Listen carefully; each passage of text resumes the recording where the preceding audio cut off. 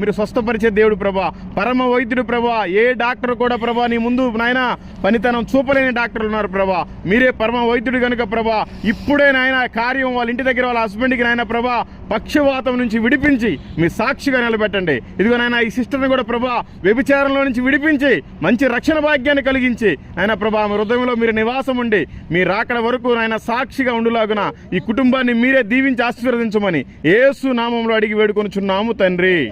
Amen. Amen. Thank you అమ్మా. ఈ రోజు నుంచి దేవుడు నీకు విడుదల కలుగు చేస్తాడో ఆ ప్రాబ్లం.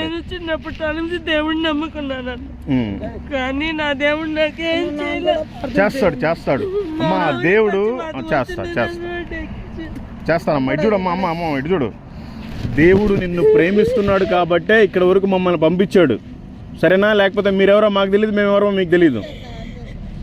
తెలుసుకోండి. నా మగడికి ముద్ద లేదు, పిల్లలు లేవన్నీ.